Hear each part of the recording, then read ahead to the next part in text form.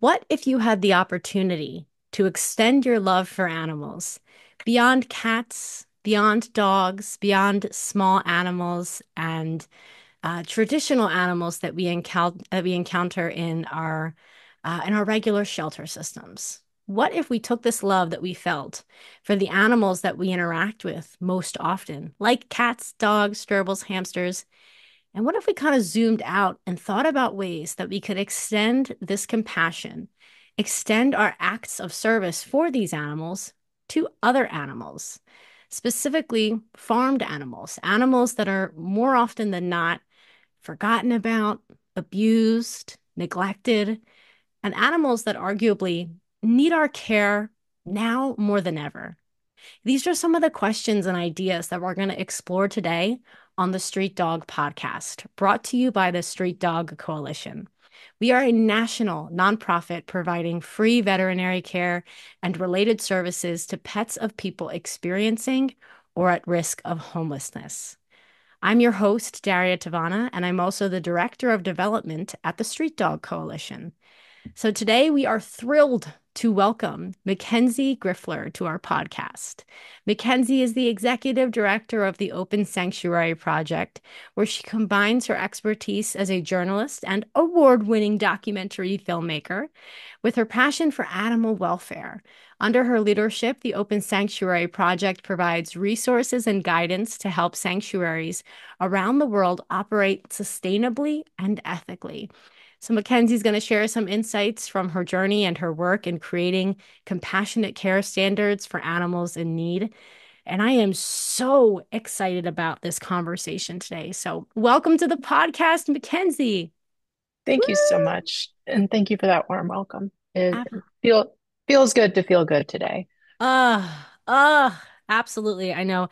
I know we have some people tuning in live, and a lot of our listeners tune in after we record and upload our episode. And for those of you who are tuning in later, we are post-election right now. This is our first episode after the election happening, the day that, it was announced. And I think this conversation is going to be a really incredible reminder of what we can achieve when we come together as a community, and really the importance of, finding our shared values, finding the things that we have in common with fellow animal welfare advocates, and, building a tent big enough for everyone to stand under. I think there's a lot of division happening in our country today, as there has been for decades and decades and centuries. But today we're going to talk about building bridges and helping, the most vulnerable and misunderstood animals. So, how does that sound to you, Mckenzee? Sounds great to me. Sounds, as I woke up and I said this morning, the work continues. The Yeah, work would have continued regardless of what happened this morning. So you're right. I'm just excited to be here, hopefully to provide some perspective and also just to let everyone know that everyone has a way that they can help make things better for some folks in their community. So well said. So well said. Maybe Mckenzee, you can help us kick things off by sharing with us a little bit about what inspired your shift from journalism and documentary filmmaking to leading the Open Sanctuary Project. It was so incredible to read a little bit about you and to see that it seems like you've lived many lives, as most of us animal advocates have. Can you tell us a little bit about like how you got here, about your journey in journalism and documentary filmmaking, and how it led you to this work now? You know, I when I when when I was in high school, I really didn't know what it was that really drove me as a person. And I realized that what I did like to do is I liked to share stories. I like to write stories. I was on my high school newspaper. I had my own front page column every month where I got to do some rabble rousing.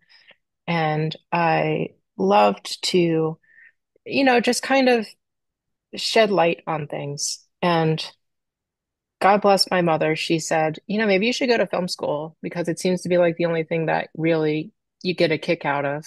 And despite, obviously that being its own wild and wonderful dream going to film school in Southern California and learning that trade, I there was always a part of me that felt very like, okay, I did do that life. I lived that life. I was working in Los Angeles. Like I have film credits on all sorts of things. But I think there is a part of me that always was wondering what I could be doing to give back in in a way. Mm, Not, I think like many people who give a lot to animals in many different capacities, we find a calling to say, like what else could I be doing with my precious time on this planet beyond what I was doing at the time, which was very like commercial filmmaking, like very, and to say that that wasn't a privileged place to be, of course it was, to be able to make that life work. But I was kind of spinning my wheels in New York City a little bit about 10 years ago. And my mom actually asked me to move back to Colorado briefly because she had contracted Lyme disease while canoeing out in upstate New York. oh, And luckily she did recover, but because I was really looking for this next thing that my life was going to really hold. Oh, this is Vato, by the way. He's a street let's cat see. from Yakima, Washington. Um, so I was in Colorado and I was just saying, okay, well, what should I be doing? And I saw, of all things, my mom sent me an email from an animal sanctuary, not far from where I lived that said they were looking for a documentarian. And I said, well, this is interesting because by that point I had been vegetarian then vegan for a number of years, and I was trying to figure out how that fit into my life. And I went and I had a conversation with the folks at that sanctuary, and I was like, well, what do you mean you need a documentarian? Like, what are you documenting here? And they said, well, when we started this sanctuary a few years ago, we thought that there would be, like documentation of like what you're supposed to do to care for these farmed animals Wow. and, like how should they be alive? Like how do you keep them happy and alive for like 10, 20 years, which is the lifespan for a lot of these animals, or, like horses and donkeys could be 40 or 50. Um, what are we like? We didn't have any idea what we were getting into. And we very quickly realized that there was no real solid information on what to do to keep these farmed animals, not just alive, but thriving beyond how they should be preserved for later human exploitation, which Mm, obviously those are two very different things. yeah. And so they'd come up with this idea of, well, what if you just documented what we were doing at our sanctuary and then just shared it and just said, okay, well, this is how we're doing these processes. This is how we are doing health checks for chickens and turkeys. This is how we're conducting barn cleanings, like all of the nuts and bolts of running an animal sanctuary, specifically a farmed animal sanctuary. And I myself was completely floored that there wasn't more information about Mm, these individuals, these species that really number in the billions. That like why isn't there just a textbook that says like this is how a cow should be happy and alive for 20 years? Like right. the documentation just isn't there. And so my second question to them was like, well, how do you know what you're doing is the right way to be doing this if Mm, you don't know if there is no documentation? Like, this is a way of doing this. right. And so I kind of counterpitched them using kind of, I guess, my journalistic background of saying, I don't know anything about any of these species. I care about them, but I don't necessarily know any better, and I don't necessarily know that you know better. Like, Mm, obviously, it's better than exploiting them, but like, how are we sure that this is the best way forward for these species? yeah. And for traditional companion animals like cats and dogs, like very well documented. And even with that, that running an animal shelter is very difficult. So compound that with species where the care is very hard to come by. The veterinary care is hard to come by, and the information is non-existent. When you look at the hundreds of farmed animal sanctuaries, there needed to be some sort of documentation of what was going on and like how do we ensure that like what's going on is the best way of doing this and like how does this experiment of a farmed animal sanctuary thrive for years and years to come, and how are we making sure that all of these disparate organizations are really learning from one another and not repeating each other's mistakes. So from there, I kind of pitched, what if I just start doing my own independent research about each of like anything about animal sanctuaries and just Mm. start publishing my findings as transparently as possible. Wow. Like look up whatever information I can find, talk to sanctuaries, talk to experts, talk to vets, look at veterinary textbooks, look at agricultural textbooks, and just see what happens. And that was the seed for the Open Sanctuary Project about 8 years ago now. And that is just so cool. It is I always in doing a bit of research into you, I could tell that you were a trailblazer. And to have this conversation and see exactly how you have blazed the trail and why you blazed the trail is incredible because at especially the work that we do at the Street Dog Coalition, we are often learning how to fly the plane as we're building it. In a lot of animal care work, including the work that you do with farmed animals, the work that we do with companion animals, there really is no playbook. And it seems to be that with the more marginalized of the animal or the person that you're trying to care for, the less precedent there is. To me, I kind of feel like, we don't know how to keep cows alive for 20 years because we don't expect cows to live for 20 years. We expect them to live a very short life aimed at providing us as humans with the things that we feel like we need. And that's it. We want to keep them alive for as long as they are useful to us. So, is that something that you've experienced? Like, when you did some digging to find out, like, why doesn't this exist? Did you notice that the reasoning might be because of the misunderstanding that we have of these animals and like the just the history of commodification of these animals? Absolutely. I mean, I kind of marvel that in 2018, as far as I know, I could be wrong. I believe we published the very first head-to-toe turkey health exam that existed in English. And think about how many billions of turkeys have existed. But the average lifespan of a commercial turkey is 28 days. Yeah, yeah, They live a lot longer than that. right. Or they have the possibility or the opportunity to live these full lives as sentient creatures. Um, and it's compounded by the issue that most large animal vet care or vet schools are subsidized by animal agriculture. Oh So yeah. there is a concerted, this sounds a little tinfoil hatty, but there is a concerted interest not to promote this Oh yeah. lifelong care standard Yeah. because it's not profitable to the industry. Mm, So there can be issues with vet schools not wanting to treat farmed animal sanctuary residents yeah. because they don't want to be associated with the sanctuary movement in any possible way.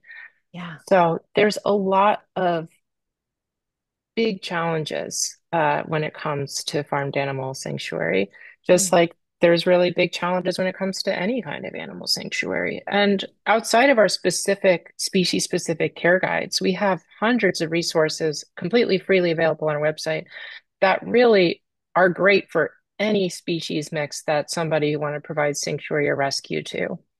Obviously, like we try to be really specific about like, you might need to run into like zoning or local ordinance when it comes into certain species, but like we have primate sanctuaries, snake sanctuaries, reptile sanctuaries, dog and cat sanctuaries, parrot sanctuaries, all using our resources because what it comes down to is we try not to get really granular about like, oh, this is a sanctuary, this isn't a sanctuary. Like to mm, us, it doesn't matter what people want to refer to the framework of what they're doing. Like what matters to us is the practices, which is how are the individual animals being treated?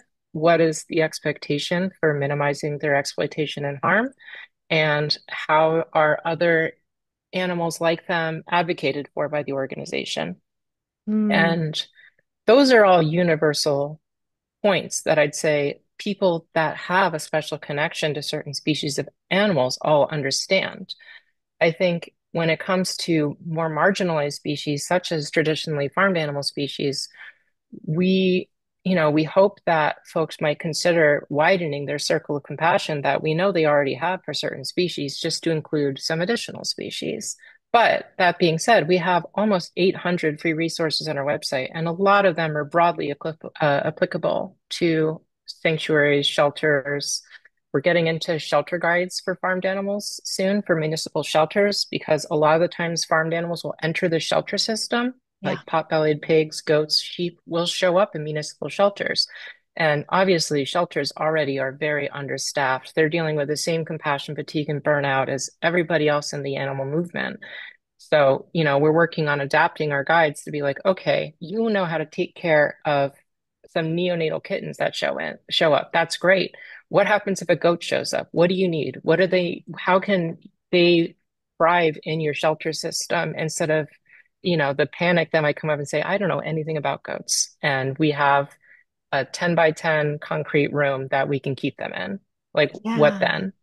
Yeah, it's and I appreciate you shining a light on all of this. I have taken a look at a lot of the resources on your website, and it's quite amazing how, not only do you give people the tools that they need to be able to care for animals that that they may not usually find themselves caring for, but you also have this way, your messaging has this way of really empowering people to feel like they can take care of these animals, to feel like these animals are worth taking care of, and that, they may not receive care if it isn't for the person reading the guide on your website. So I really appreciate that. And I see a distinct overlap between that kind of empowerment and that kind of information and what we do at the Street Dog Coalition. Like us as an organization, we are always trying to educate people about why the lives of the animals that we provide care for matter. Why these animals deserve to live happy, healthy lives, and also the implication of them living happy, healthy lives, which is to provide companionship to individuals who need that love and that care and that bond, um, arguably more than anybody else. So I just wanted to kind of, comment on that overlap and how, intertwined it feels like our missions are, because I think a lot of people have misconceptions about farmed animals. A lot of people have misconceptions of, pets of people experiencing homelessness. And I'm curious to know, how, in your opinion, it's funny because I've seen all the resources and I know there's no way to like combine everything, but I'm going to ask you to combine everything. How can sanctuaries, in your opinion, what's like a general rule of thumb that sanctuaries can follow to effectively like personalize your guidelines to their specific circumstances, almost regardless of the species that they're caring for? Well, I would say the important thing to do is kind of start on the fundamentals of our website where we describe like kind of what do we mean when we talk about individuals? What do we mean when we say the word exploitation? And we try really hard to use like hover defines and be like very specific about what we're talking about. But I think the strength of our organization's resources is we have a very strict value system where it's like our first value is like if there's any risk that anything that we put out will inadvertently cause harm to an individual or a species of animals, we try our best to avoid that. We try very hard to be compassionate to the person reading the materials because we know that if you're accessing our website, you're probably already a person with a big heart who's very stressed out and you're just trying your best. And we want to meet everybody where they're at, regardless of what their situation is, what species they are, like what their capacity is, whether they're in the throes of burnout or not. And I think the other strength of our resources to really be broadly applicable to any type of animal organization of any species mix, be it somebody taking care of, like maybe 10 cats in a barn or like taking care of 300 cows, both realistic scenarios, Yeah. is we try to break down every resource to be as one where people are encouraged to ask further questions and think about how it applies to them rather than being rote and saying, you need to do it this way. We'd Mm, say, think about, like think about your location, think about your zoning, think about your climate, think about like what is your capacity? What are the variables of capacity for your organization? And that includes your personnel, your spatial capacity, your individual space for each resident, your flexibility capacity, your quarantine capacity, your financial capacity. All of these things are anybody who is caring for animals has these variables of capacity. We have two rescue cats at home. I have the same variables of capacity for them. And so I think that is the strength of our organization is regardless of what species speak to your soul that you are doing this really incredible work for, how can we assist you and how can we get you to ask the correct questions for your situation so that you succeed, not just our idea of what your success should be? mm. This is so wonderful. And what I'm hearing here is, you know, there is no one size fits all approach. Every animal, not only is every species, does not only does every species require something a little bit different in terms of their care, their enrichment, their food, their this, their that, but every, animal caretaker has a certain capacity, that a certain threshold that, when passed, whether it's a financial threshold, whether it is a capacity to hold space for all the emotion that comes with caring for animals, we need to be like aware of these thresholds and kind of arrange our sanctuary work and our care work around having this realistic look at our own life and our own capacity to take care of these animals. And that I really appreciate. And I want to share a comment from one of our amazing supporters, John Mark, who said that your introductory words of the work will still continue. He said, flooded his eyes with tears. That is the ultimate standard I have instilled as a homeless advocate. The work will still continue. Thank you for embodying that standard as well. You made my day better today. Well, and thanks to him for his care for, there's so many unhoused individuals in this world, both Yeah. human and non-human. Absolutely. Absolutely. Thank you, John Mark. And Mckenzee, one of the the final questions I want to leave with you here is, well, I want to let everyone know that I have shared the Open Sanctuaries website in the show notes of this episode. I want to encourage everyone to go to the website and engage with this organization as much as possible, from downloading the resources to making a donation to sharing some of the content that you have, really raising awareness. All of these things make a huge difference now more than ever. Now that we're navigating this, I was gonna say new political landscape, but nothing new about it. Been here before. I think it's really more important than ever to uplift the work of organizations like yours and really spread the wealth. Really make sure that everyone has the tools and resources that they need, especially because some of the tools and resources on your website are tools and resources that some people don't even know exist. So I just want to highlight that for all of our supporters, and I want to ask you, Mckenzee, what kind of my question here, as it says in writing, says, what kind of trends or innovations do you see shaping the future of animal sanctuaries? And I want to make that a little bit more specific. And I want to kind of ask you, um, in lieu of these election results, uh, where do you go from here? And before I even let you answer, I want to say it was kind of beautiful this morning. I woke up in a state of absolute despair, and my cats were crying for their food. My cats were cleaning themselves, they were licking themselves, blissfully unaware. And there was something really beautiful about that to me. Like, you have this beautiful opportunity to both lean into your work in a different way, but also like escape into the clients that you serve, which are these beautiful animals. So, um, my question for you is, if any changes, what changes or what trends do you see kind of shaping the future of animal sanctuaries? Um, well, A, thank you for all that. Yeah. B, I do want to just say before I go any further that everything on Open Sanctuary is completely free and will always be free. There's no Yes. sign up required. There's no anything required. So if you're doing this work and you're interested in seeing it, you can just go on our website and look at it. And if it's valuable to you, use it. And if it's not, don't.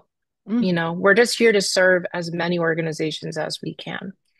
And if you're interested in also in accessing your resources in a more conversational way, we also have the Open Sanctuary podcast, which has 40 episodes out, including multiple about the topic of capacity, mm, which, we were talking about the variables of capacity, because that is a universal challenge for all animal organizations. But I would say that,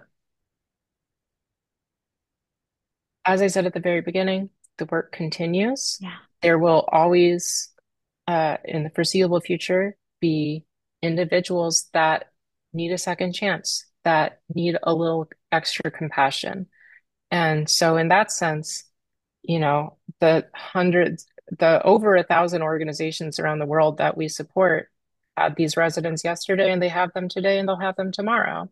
And they'll care about them all the same. Yeah. And there will always be, I think, as long as there will be, you know, animals in the world and people in the world, there's going to be people that care about these animals. And I would say the trend that I find really inspiring is the micro sanctuary movement, which is Yes. rethinking this idea that if you rescue animals, then you need to care for 50. You need to start a golden retriever sanctuary with 200 golden retrievers. And if you didn't do that, you've somehow been deficient. But if you can care for one or a small handful of animals exactly where you live right now, if you rescue some dogs that might, have not a great life in a shelter system, or they might have special needs and you can attend to those needs, or if you want to, if you want to care for animals, I think it's important to not think that you need to do this separate thing called sanctuary in order to be a good animal advocate. You Wow. can advocate for these individuals and give them a wonderful, very beautiful, enriched life exactly with what you have today, instead of dreaming of a future of buying a farm and all of the complicated factors of starting a 501(c)(3) nonprofit and all of this big machinery, which is beautiful and necessary in so many ways. But that isn't the life for everybody. Mm. And I think seeing more people embrace this idea of micro sanctuary, embracing this idea of saying, how can I help some individuals right now? Instead of creating this cascading dream that might become a reality in 10 years. What Mm. can I do with my resources to make the world a little bit better of a place right now for some individuals who need help? That's beautiful to me. This idea of seeing where we have excess, seeing where we have capacity, seeing where we could provide a little bit more for somebody in need, and doing that work, Mm. because we don't need to rely on these mega systems to save us and all of these things, because the world is communities.